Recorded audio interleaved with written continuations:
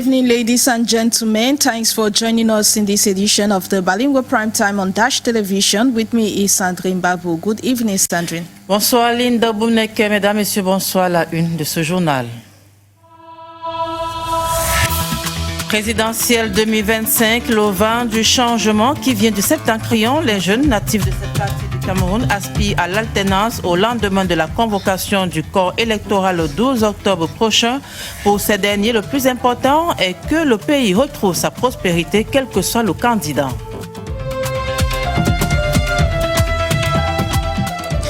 Harangada Golonga Josiane is the winner of the 18th edition of the Miss Cameroon pageant. The native of Yagua in the Far North region was crowned Miss by the First Lady Chantabia at the finals of the competition in Yaoundé.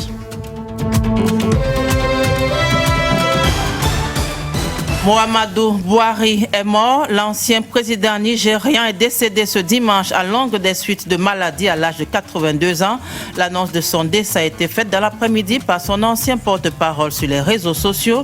Major général de l'armée nigériane, il a dirigé d'abord le pays comme une junte militaire de 1983 à 1985 à la suite d'un coup d'État.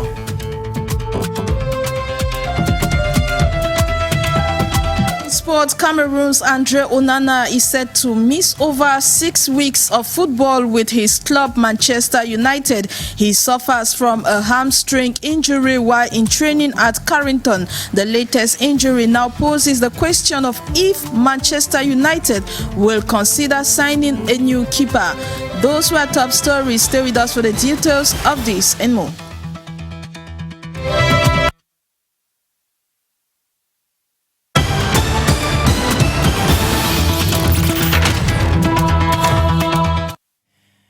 Mesdames, Messieurs, bonsoir et bienvenue au 20 bilan sur Dash Télévision politique. En début de ce journal, les jeunes des régions septentrionales du Cameroun aspirent au changement au lendemain de la convocation du corps électoral le 12 octobre prochain en vue d'élire nouveau président de la République. Pour ces derniers, le plus important est que le Cameroun retrouve sa prospérité, quel que soit le candidat qui pourrait apporter cette alternance. Serge Bekra ici.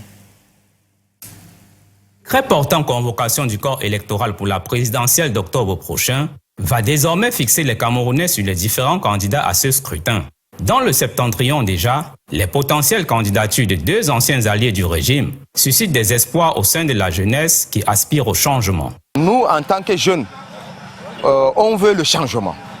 Que ce changement-là soit vraiment positif.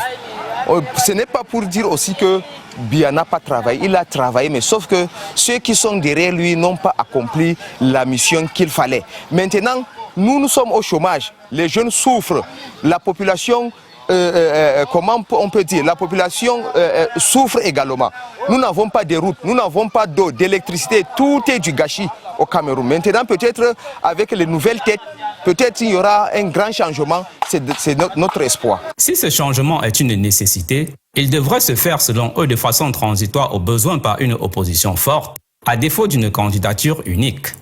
On a peur que la candidature de M. Biya, de M. Bello et de M. Issa Chiroma Bakari vienne diluer peut-être tous ces efforts de changement. C'est pour cela que je disais tout à l'heure qu'il faut une coalition autour d'une candidature unique ou au moins d'une candidature forte. Si on n'a pas une candidature unique, qu'on ait une candidature forte, les forces coalisent autour de cette candidature. On a des personnalités de haut vol. Le président Bello, c'est une personnalité qui a de l'expérience, qui peut très bien gérer cette transition. Même si la transition générationnelle n'est pas le catalyseur exclusif de ce changement, la jeunesse devrait être impliquée dans le projet de relève porté par chacun des candidats à ce scrutin. Le pouvoir doit revenir aux jeunes. Le pouvoir doit revenir aux jeunes, s'il y a possibilité, vraiment.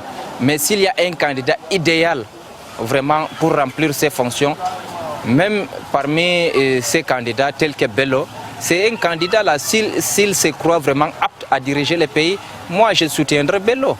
Mais si Bello pense que lui aussi il faudrait que le pouvoir revienne aux jeunes, Là aussi, on n'a pas vraiment quelque chose à dire contre ça, puisque c'est d'abord notre souhait. Tout notre souhait, c'est la transition d'abord générationnelle. Il faudrait qu'ils préparent maintenant la relève. Il faudrait que les jeunes aussi entrent dans la scène politique. L'élection présidentielle est prévue pour le 12 octobre prochain. Entre promesses et espoirs de changement, les attentes des jeunes du septentrion sont désormais en direction des potentiels candidats qui devront s'investir à s'attribuer les différents suffrages. Le chef de la délégation permanente départementale du comité central du RDPC pour la Sanaga maritime, Jean-Ernest Massena Galé-Bibéé, a achevé sa tournée de prise de contact avec ses camarades militants. Il ressort de cette visite de ratissage que ce bastion électoral plus que jamais résolu à assurer son suffrage à 100% au président Paul Biya lors de l'élection présidentielle du 12 octobre prochain. Serge Bekra ici une fois de plus. Le meeting de l'arrondissement d'Édé à Premier du 12 juillet dernier était l'apothéose de la visite de 11 sections du département de la Sanaga maritime par le chef de la délégation permanente départementale du comité central, le ministre des Transports Jean-Ernest Galé-Bibéé. À la maison du parti paré aux couleurs des grands jours, c'est dans une atmosphère riche en sons et couleurs que les militants de cette section ont réaffirmé leur soutien à la candidature du président Paul Biya à l'élection présidentielle du 12 octobre prochain, tout en lui assurant un vote à 100% des suffrages. Nous pensons qu'avec son apport, la RDPC va se porter mieux ensemble. Est-ce que Biya Premier est prêt pour la présidence? Le chef de la délégation, qui n'a pas manqué de féliciter le travail jusqu'ici abattu par ses camarades, repart de cette visite avec la garantie d'une victoire à 100% de leur candidat statutaire dans sa circonscription électorale. Nous avons rencontré, outre nos candidats, les communautés que l'on retrouve dans tout le département de Sanaga maritime. Toutes les aires culturelles sont passées devant nous. Et là aussi, nous avons l'assurance et ce qui nous a été donné que tout sera mis en œuvre pour que cette élection se passe d'abord dans le calme, dans la sérénité, et que nous portons tous notre voix au président Paul Biya, qui est notre candidat statutaire. Cette tournée du ministre est l'atteinte d'une nouvelle étape dans le contrat de performance entre l'élite et la base du parti dans la Sanaga maritime au lendemain de la convocation du corps électoral pour le scrutin présidentiel du 12 octobre 2025. On parle de toute autre chose dans la suite de ce journal. Le Cameroun a une nouvelle reine de beauté. Josiane Arangada Galonga a été couronnée Miss Cameroun 2025. C'était hier au cours d'une soirée qui s'est déroulée du côté du Palais des Congrès de Yaoundé, présidée par la première dame du Cameroun, Madame Chantal Biya. La suite avec vous, Linda Boumneke. Yes, Sandrine Babo. Miss Cameroon 2025 is coming from Yagua Mayo Danai division of the Far North region. Miss Harangada Golonga Josiane was crowned out of the best selected from the 10 regions of the country by the First Lady of the Republic, Mrs. Chantal Biya. And this was during the finals of the competition that took place yesterday at the Yaoundé Congress Hall. Nadim Ebune has the highlights of that colorful events. Candidate number 11. Miss.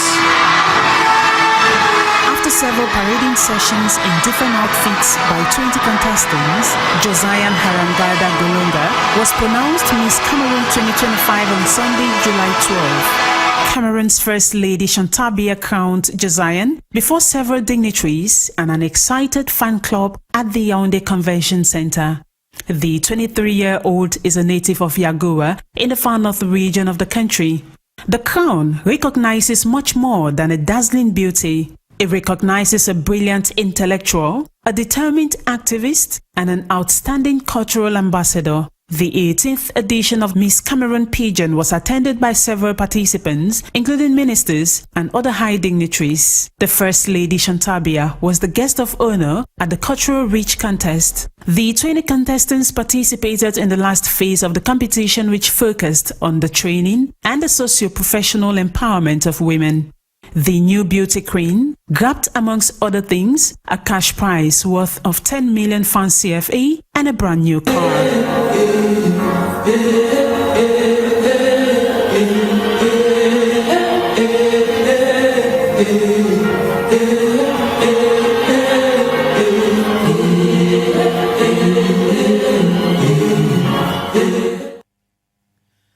Autre information dans ce journal, l'ancien président nigérien Muhammadu Buhari est décédé ce dimanche à l'âge de 82 ans, annonce faite par sa famille et relayée sur les réseaux sociaux par Garba Shehu, qui fut son ancien porte-parole entre 2015 et 2023.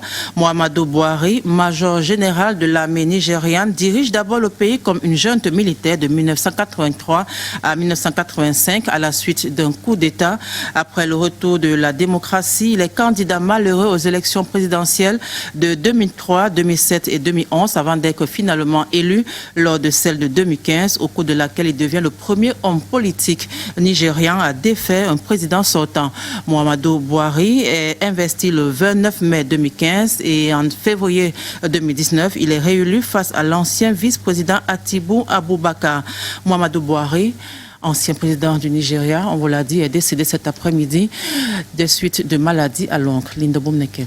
And following the death of former Nigerian President Muhammadu Buhari, President Bola Ahmed Tinubu has reacted and has ordered flags at half-staff in a symbolic tribute and as a mark of respect to the departed leader. In a statement issued by the Special Advisor to the President on Information and Strategy, Bayo Onanuga, he says President Tinubu has described the development as a national loss. He has condoled with the bereaved family and has reached out to the former First Lady Aisha Buhari to therefore facilitate preparations and arrangements for the return of the late president's remains.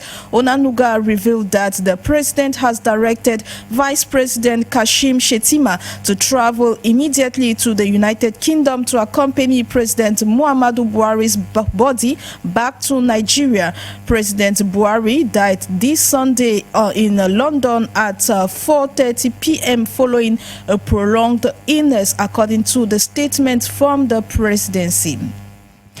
And now in other news, after President Donald Trump praised President Joseph Boakai of Liberia on July 9 on his English-speaking skills in a mini-summit at the White House with 4 other African heads of state, Liberia says they did not take the observation from President Donald Trump badly, but they are committed to deepening ties with the U.S. government. Details with Nadine Mibuni.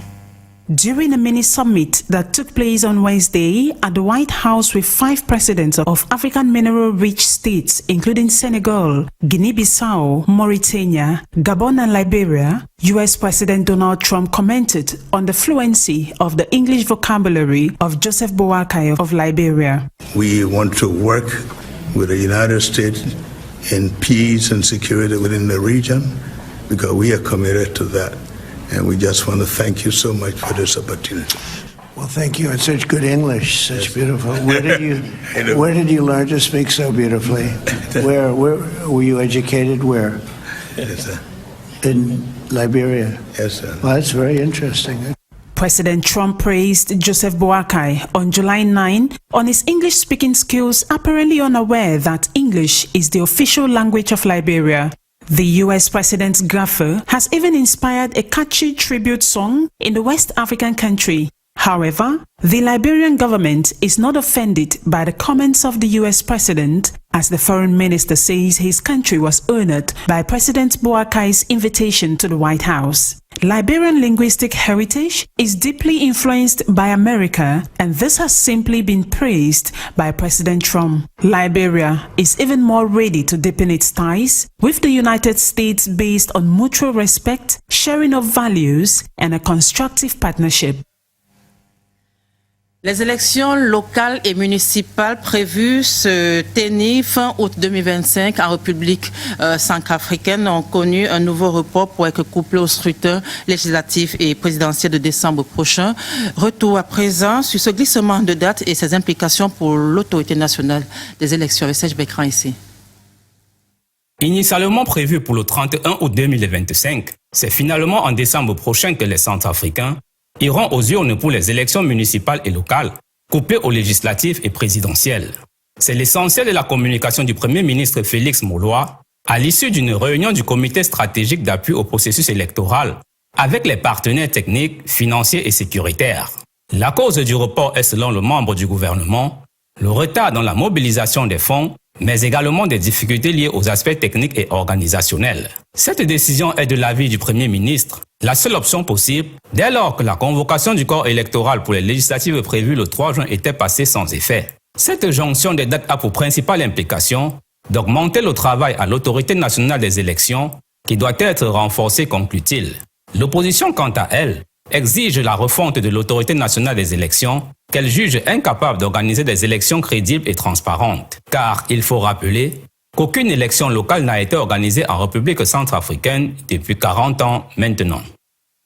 Au Togo, nous reparlons de la deuxième session ordinaire annuelle du Conseil des ministres de l'UEMOA qui s'est tenue cette semaine. Les représentants du Burkina Faso, du Mali et du Niger ont quitté brusquement la réunion, dénonçant le blocage de la présidence tournante du Conseil qui devait revenir au Burkina Faso selon les règles statutaires. Jean-Marie Onambele.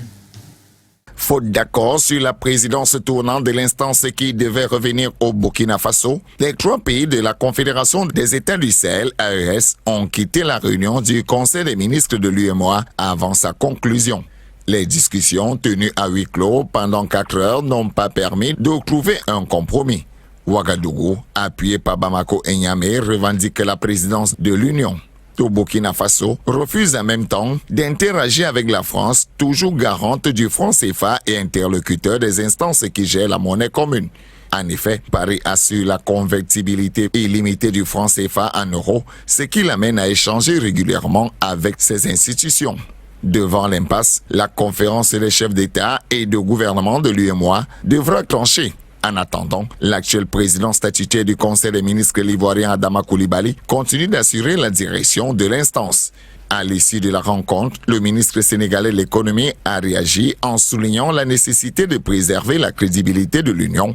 Nous avons participé à la réunion du Conseil des ministres de l'UEMOA. La stabilité et la crédibilité de l'Union reposent sur la discipline économique collective, la bonne gestion monétaire de la BCEAO et la crédibilité politique et économique des États, a-t-il déclaré.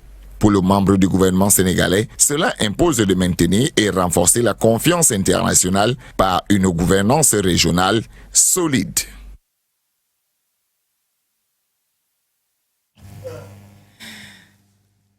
And now in other news, let's take sport as Cameroonian international Emmanuel Koundé has been laid to rest in his native village of Kakak in the littoral region with a huge attendance from former colleagues and state personalities. The former captain was buried on Saturday, July 12, following his passing 2 months ago. The defender won 2 AFCON titles with the Indomitable Lions and played in 2 World Cups. Jure Batinga reports. Just like at the Yaoundé General Hospital, former teammates, government authorities and well-wishers turned out in Kakak, littoral region to pay their last respects to Cameroonian defender Emmanuel Koundé. Amongst them, the governor of the littoral region, Samuel Dodine Vahadiboa, the president of the Cameroon Football Federation, Samuel Eto'o, and former teammate Roger Mila. Emmanuel Koundé exceptionnel. The exceptional Emmanuel Koundé created a unique feeling around the world that he was proud to be a Cameroonian and an African. Emmanuel Koundé died on May 16 from an illness at the age of 68. At his prime, he spent over 10 years playing for Yaoundé-based Canaan of Yaoundé, winning several titles and earning a national call-up. Representing Cameroon, he won 2 AFCON titles in 1984 and 1988. Also featuring at the 1982 and 1990 FIFA World Cups. As he journeys to the world beyond, Emmanuel Koundé will forever be remembered for his contributions to Cameroon football.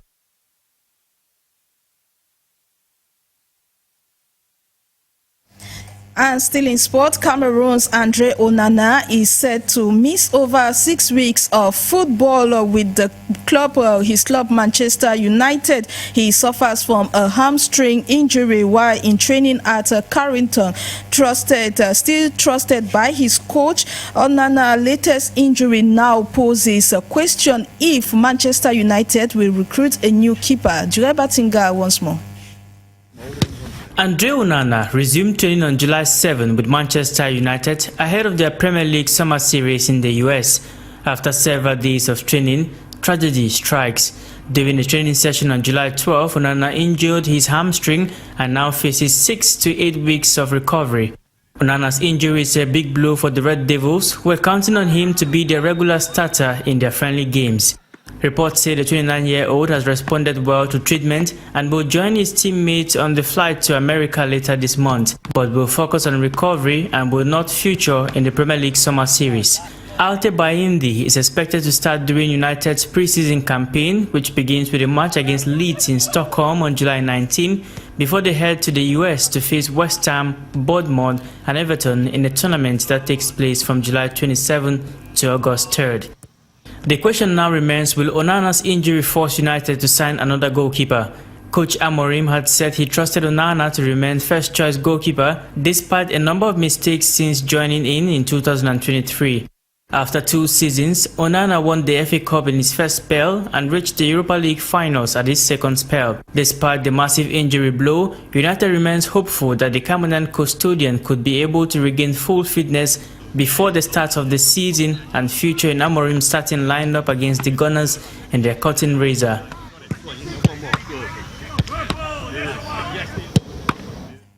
And now information just coming in. President Paul Biya has officially declared his candidacy for the upcoming presidential elections. He says, I am a candidate for the 12th October 2025 presidential elections.